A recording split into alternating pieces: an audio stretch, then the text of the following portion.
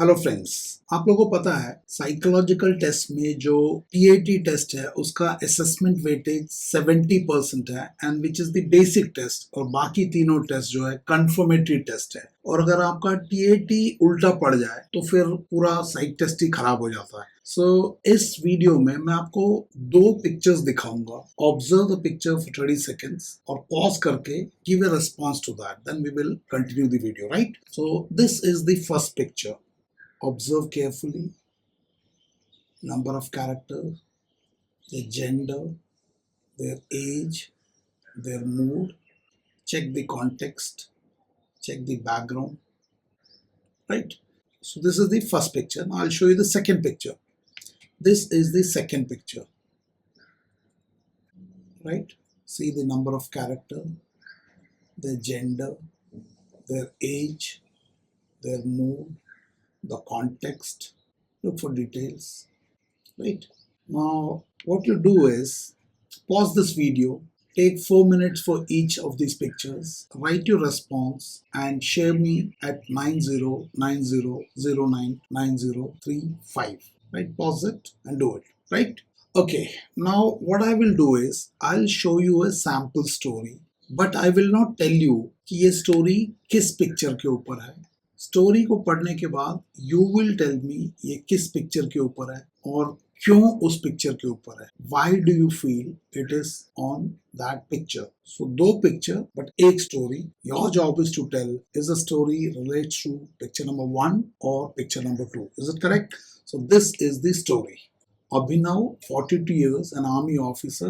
What I'll do is, ये पढ़ने में थोड़ा सा मुश्किल हो रहा है तो मैं आपको टेक्स्ट फॉर्म में इसको दोबारा दिखा रहा हूँ and we'll read it carefully, right? Okay, so let me read it, listen to it carefully और मुझे बताना ये स्टोरी पिक्चर नंबर 1 के ऊपर है या पिक्चर नंबर 2 के ऊपर है, right? Abhinav, 42 years, an army officer posted in Delhi. His son was preparing for NDA written examination. Every day he gives guidance to his son that how he cleared the exam. He starts to take his son's mock test to check the preparation and how he was performing. He provided many additional books to improve his preparation. After some time, the day has come and his son appeared in examination. He came with his son for the exam. After 2 days of provisional answer keys was released, he checked all the questions thoroughly, which his son attended in exam. Next month, the result was declared and his son cleared the examination. Now only one challenge was left, which was crack the SSB. Abhinav arranged coaching for his son, which improved his performance and got recommended in his first attempt. Right? So this is the story. Now I want you to pause the video and give your feedback कि ये क्या picture number 1 के लिए लिखा है या picture number 2 के लिए लिखा है। Comment. I want you to do it because ये पूरे वीडियो का जो निचोड़ है वो इसी कमेंट के ऊपर। So please write this story corresponds to which picture and why. And why is important, right? So you have 2 pictures and 1 story. All I'm asking is ये किस picture के ऊपर है और क्यों है? So if you've done it, let's continue the video, right? Now let me give you a shock. This response was written for picture number 1 by a candidate. The candidate is a service entry candidate जिनका as 42 से ऊपर है। 4 बार SSB गए हैं। SSB जाने से पहले इन्होंने किसी और जगह पे जाके कोचिंग भी लिया है। वैसे काफी शांत और इंटेलिजेंट टाइप के व्यक्ति हैं, लेकिन दिस इज द रिस्पॉन्स। अभी 5वीं बार जाएंगे और ये इनका लास्ट अटेम्प्ट है। मेहनती है लेकिन this is the way he is responding. तो मैं आप लोगों से पूछना चाहता हूँ, क्यों एक कैंडिडेट जो 20-22 साल फौज में नौकरी भी कर चुके हैं, बेसिक इंटेलिजेंस है, why did he make his story on Abhinav, a 42 years army officer, for picture number 1? ये स्टोरी थोड़ा बहुत पिक्चर नंबर 2 से भले ही मिल रहा, बट वो तो दिया ही नहीं था। साइकोलॉजिस्ट ने पिक्चर नंबर 1 दिया। Why this story? कमेंट। क्या आप भी ऐसा करते हो? तो अगर यहाँ तक समझ में आया तो लेट्स मूव फर्दर।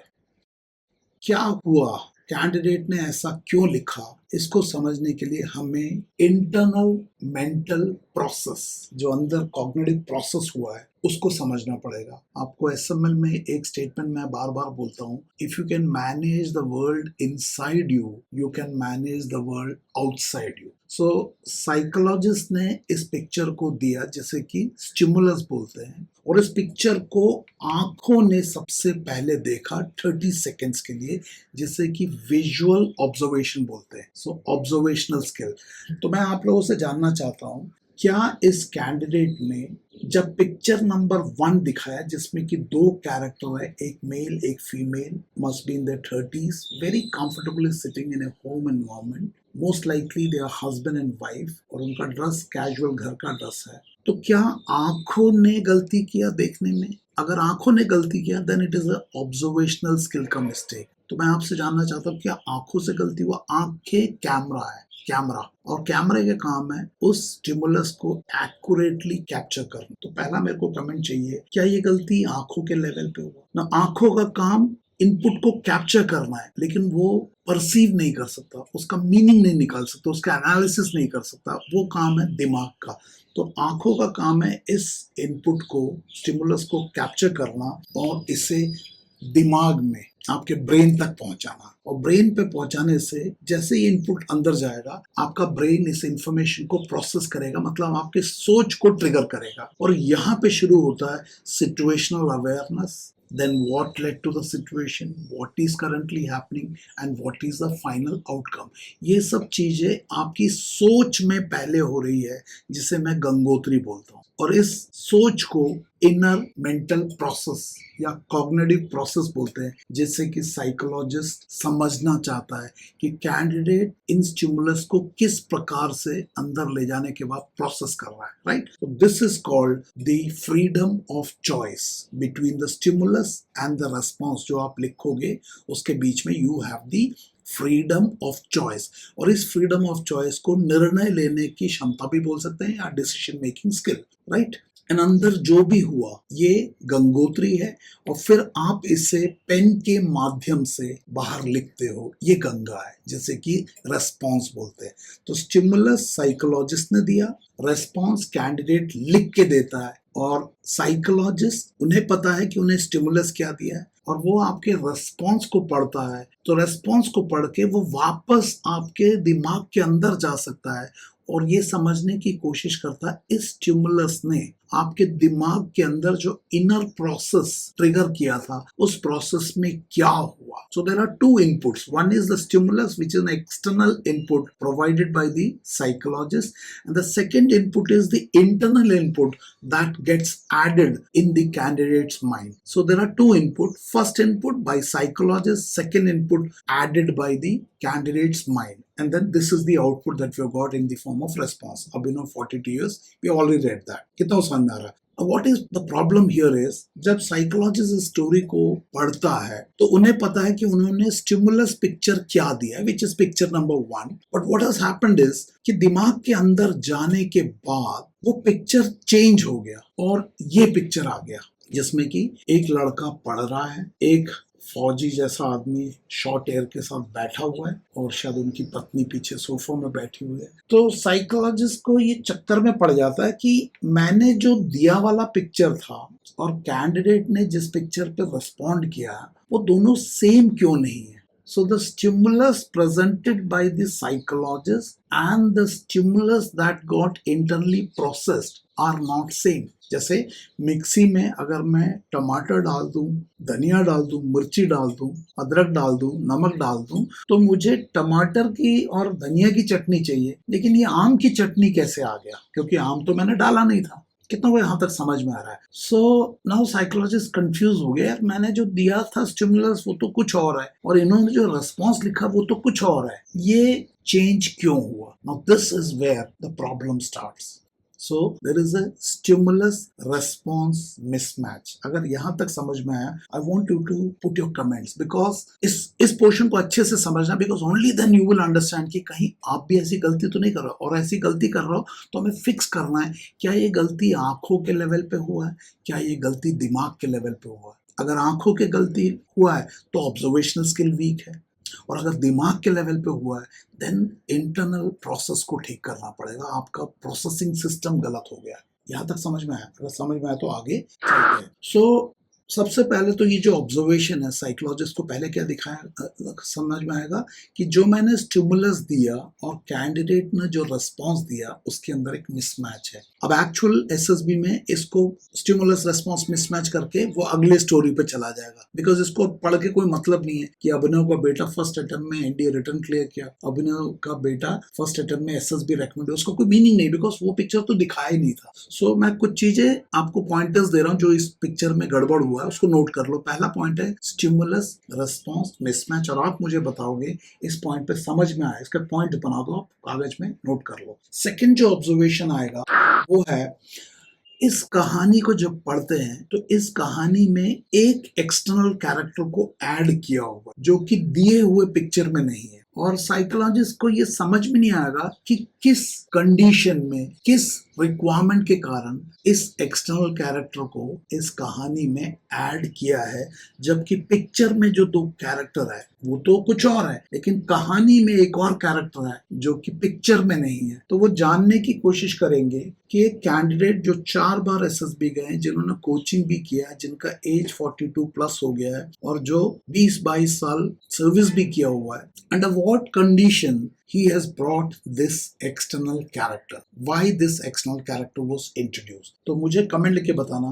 पिक्चर को देखो, स्टिमुलस पिक्चर को, और रेस्पॉन्स को देखो और मुझे बताना वो एक्सटर्नल कैरेक्टर कौन है, और अगर आपको समझ में आ रहा है तो आप बताने की कोशिश करो वो कैरेक्टर को किस लिए कैंडिडेट ने इंट्रोड्यूस किया है। और एक चीज और बताना, क्या आप भी ऐसा करते हो, और अगर करते हो तो क्यों करते हो, और अगर आप में से किसी ने कोचिंग में लिया है तो इस विषय में कोचिंग क्या बोलता है, किन हालात में एक्सटर्नल कैरेक्टर को लाना जस्टिफाइड हो जाता है, किस में लाना नॉट जस्टिफाइड है, क्या इस कहानी में जस्टिफाइड होता है। So that's the second point, one external character is introduce, right. Next point है फीमेल कैरेक्टर जो स्टिमुलस में दिया है उसको कंप्लीटली एक्सक्लूड कर। इस पूरे जो रिस्पॉन्स है, कहानी है, अभिनव 42 इयर्स आर्मी ऑफिसर से लेके and got recommended in his first attempt, इस पूरे के अंदर इस फीमेल कैरेक्टर का एक भी रेफरेंस नहीं है। So you have avoided one character which is almost 50% of the picture, and the psychologist is confuse कि जो दिया हुआ स्टिमुलस का एक कैरेक्टर को कंप्लीटली मिस क्यों किया है, किन हालात में किया है। तो आपने दो गड़बड़ किया है, एक एक्सटर्नल कैरेक्टर को लेके आ गए जो कि पिक्चर में नहीं है, और एक जो पिक्चर में दिया वाला कैरेक्टर फीमेल उसको हटा दिया। व्हाई?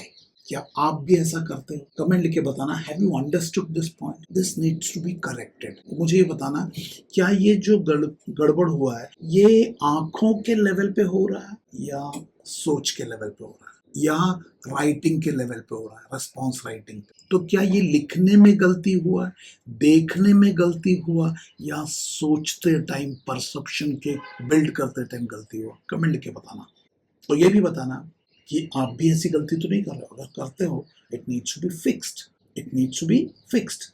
नेक्स्ट पॉइंट है the context of the stimulus is completely change. Why? क्या मतलब है? दिए हुए स्टिमुलस पिक्चर में एक कपल दिखाया है, जिस तरह का उनका बॉडी लैंग्वेज एंड पोस्चर है बहुत कंफर्टेबल लग रहे हैं, और ये एक पति पत्नी का रिश्ता ही हो सकता है, बिकॉज उनका एज जो है उस तरह का है, 30s में होगा। आप बोल सकते हैं भाई बहन भी है, बट भाई बहन जो है शादी करके अलग हो गए, बैठ सकते हैं, ऐसा कोई प्रॉब्लम नहीं है, बट उससे ज़्यादा प्रोबेबिलिटी एक हस्बैंड एंड वाइफ का एक मैरिटल रिलेशनशिप में, बहुत ही हार्मोनियस रिलेशनशिप, बहुत ही हार्मोनियस, बिल्कुल कोई टेंशन नहीं है। तो सवाल ये है कि यहाँ पे जो पिक्चर में घटना दिखाया है और जो कहानी में घटना घटित हो रही है, उन दोनों के अंदर कॉन्टेक्स्ट का बदलाव है। कहानी में एक एनडीए का लड़का, पढ़ाई, मेहनत और पिताजी का उसको गाइडेंस, ये सब दिखाया गया है, और लास्ट में वो रिटर्न और एसएसबी क्लियर हो जाता है। लेकिन दिए हुए स्टिमुलस पिक्चर में ये कुछ नहीं हो रहा, एक हस्बैंड एंड वाइफ का एक हार्मोनियस रिलेशनशिप के बारे में दिखाया हुआ है। तो ये समझ में नहीं आता, क्या ये आंखों के लेवल पे गड़बड़ हुआ है, या सोच के लेवल पे गड़बड़ हुआ है, या सोचा सही था लिखने के लेवल पे गड़बड़ हुआ है? आप मुझे कमेंट करके बताना, have you understood this observation that will be observed bye the psychologist? If yes, why this has happened? क्या आप भी ऐसा करते हो? अगला, the emotional oblique relational context is completely missed. Why? क्या मतलब है? इस पिक्चर को जब आप देखोगे तो यहाँ पे एक रिश्ते की समझ, रिश्तों के ऊपर स्टोरी बनना चाहिए था. Understanding, trust, respect, communication, harmony in relationship, that's a stimulus picture. But जो रेस्पॉन्स आया वहां पे एक कॉम्पिटिटिव एग्जामिनेशन की प्रिपरेशन, उसमें एफर्ट, उसमें गाइडेंस दिया हुआ है. तो जो पिक्चर में कॉन्टेक्स्ट दिया है, emotions, balanced emotion, harmony in relationship, एक interpersonal relationship, love, care, understanding, इसको छोड़ के एक कॉम्पिटिटिव एग्जामिनेशन के ऊपर चढ़ा दिया. वाई?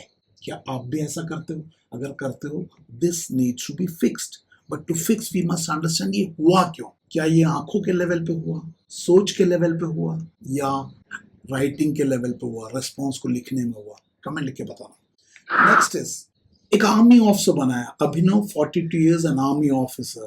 अब इस उम्र में शायद वो मेजर हो सकता है अगर वो एक एनडीए से या सीडी से होगा. तो ये समझ में नहीं आता कि क्योंकि कैंडिडेट आर्मी में है, क्या उसने इसलिए आर्मी ऑफिसर बनाया, जबकि आर्मी ऑफिसर के बाल तो थोड़े छोटे होते होंगे. तो ये समझ में नहीं आया, why did he create an army officer, why did he remove the female from the story and brought his son who is preparing for NDA, और पूरा का पूरा आर्मी का एनडीए का अपना कैसे तैयारी किया, एसएसबी कैसे करना, कोचिंग वोचिंग में लगा के रख दिया.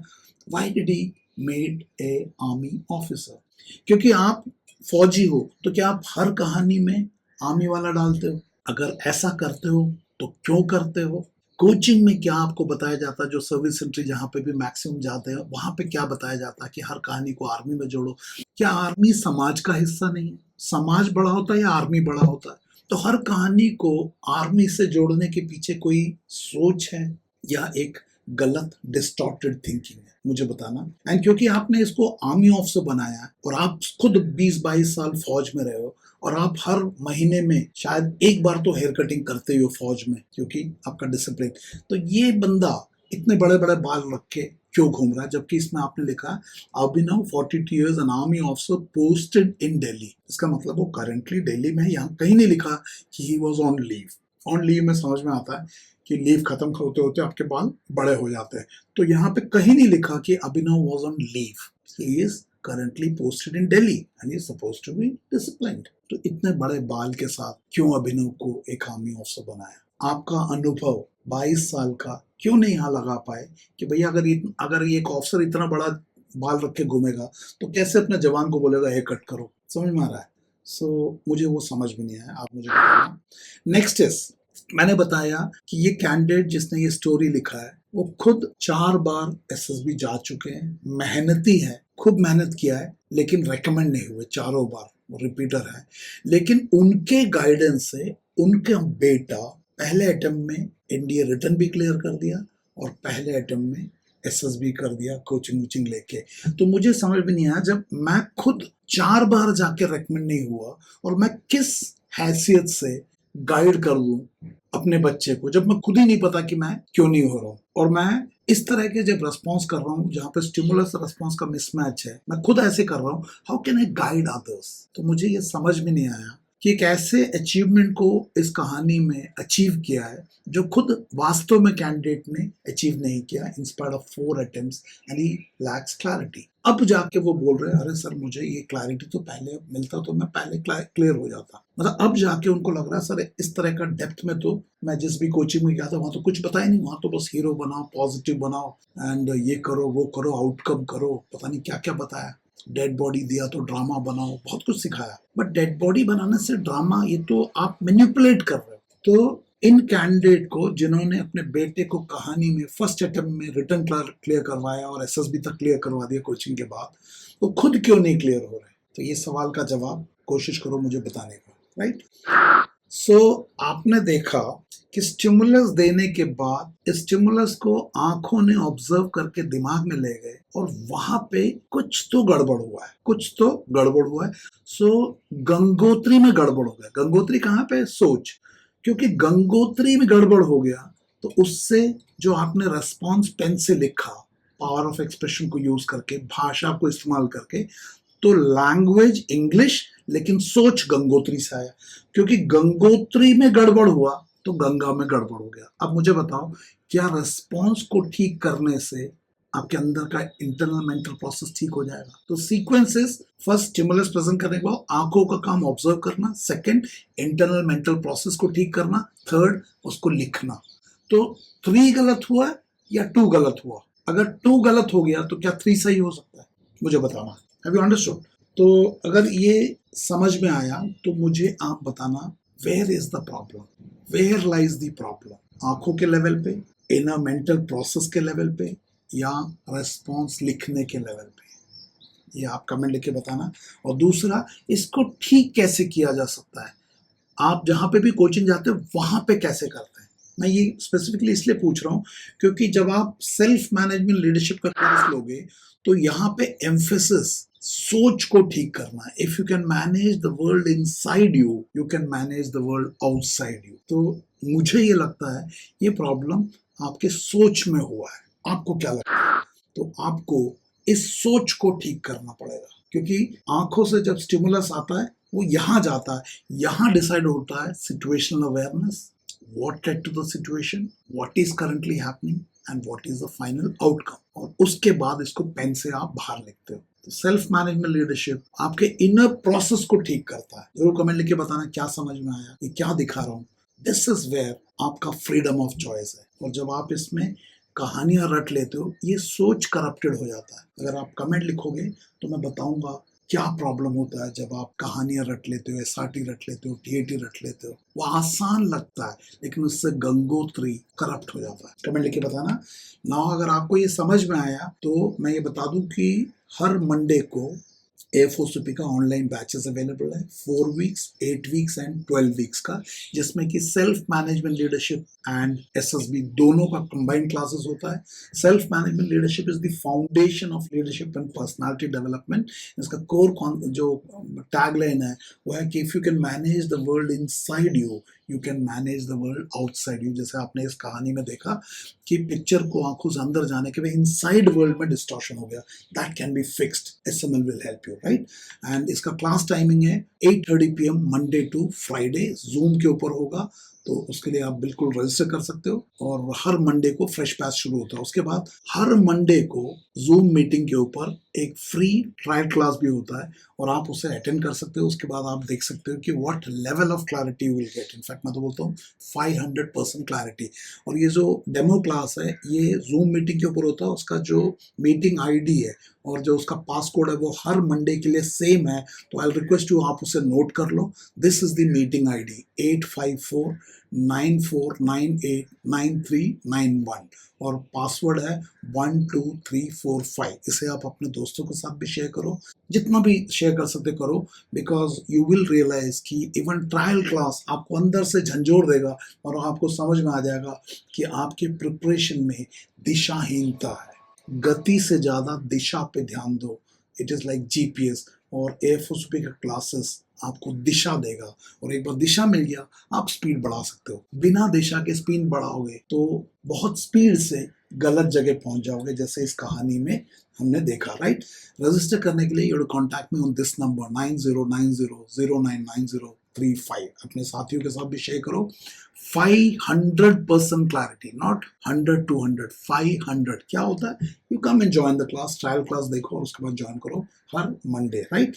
इसके अलावा जो लोग ऑनलाइन साइकोलॉजिकल टेस्ट खाली लेना चाहते हैं वो 2 वीक्स का अवेलेबल है। जो लोग ऑनलाइन जीटीओ लेना चाहते हैं that is available 1 week. And जो लोग पर्सनल इंटरव्यू लेना चाहते हैं 1 वीक का वो अवेलेबल है। जिन लोगों को पूरा नहीं लेना लेकिन पार्ट में करना, 2-3 साथ है, तो you can contact me, I tell you the details. Again 500% clarity and to register you are contact on the same number, right? तो मुझे जरूर इस वीडियो के ऊपर कमेंट लिख के बताना कि क्या इस वीडियो से आपको कुछ समझ में आया। अगर समझ में आया कमेंट लिखो and I will make more videos on this line so that आपको एग्जैक्टली पता चले कि where is the problem, right? अगर A4CP यूट्यूब चैनल को सब्सक्राइब नहीं किया, do subscribe it, share with your friends, press the bell icon ताकि आपको इंस्टेंट आपको न्यू अपडेट्स का मिल जाए। And do post your comments, right? Thank you and may God bless you. Thank you very much.